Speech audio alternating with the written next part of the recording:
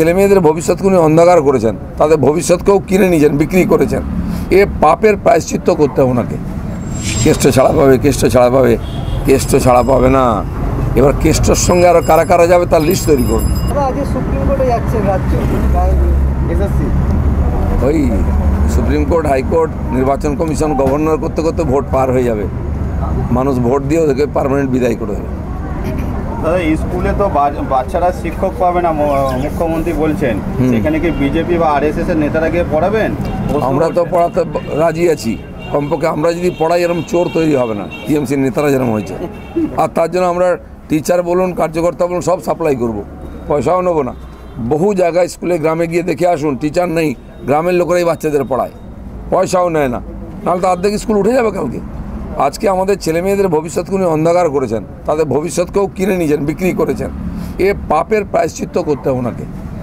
বীরভূমের সবাই মমতা বন্দ্যোপাধ্যায় বলেছেন যে ভোটের পরে অনুব্রত এবং তার মেয়ে ছাড়া হয়ে যাবে। অনেক দিন ধরে বলছেন উনি, কেষ্ট ছাড়া পাবে, কেষ্ট ছাড়া পাবে, কেষ্ট ছাড়া পাবে না। এবার কেষ্টর সঙ্গে আরও কারা কারা যাবে তার লিস্ট তৈরি করুন।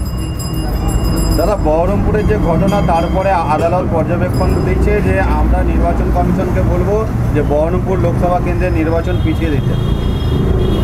আমি জানি না, দুটো স্বতন্ত্র বডি, নির্বাচন কমিশন এবং আদালত নির্বাচন কমিশনের উপরেও ডিগ্রিদারি করতে পারে না, তারা অর্ডার করতে পারে না।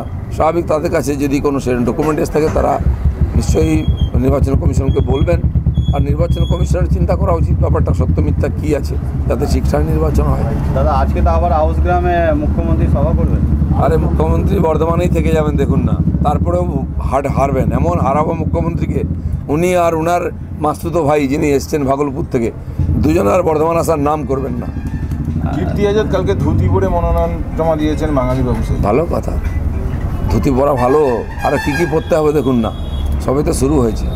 দাদা, এতদিন তো আপনাকে দেখা যাচ্ছিল ক্রিকেট এবং ফুটবল খেলতে, আজ থেকে কি একবারে সরাসরি মাঠে নামবেন? ওয়ার্ম আপ কি কমপ্লিট? আমরা প্র্যাকটিক্যালি আজকে নির্বাচনের প্রচার শুরু করছি নমিনেশন দিয়ে, তাতে রোড শো হবে। আর তারপরে বিভিন্ন নেতারাও আসবেন, স্ট্রিট কর্নার শুরু হয়ে যাবে।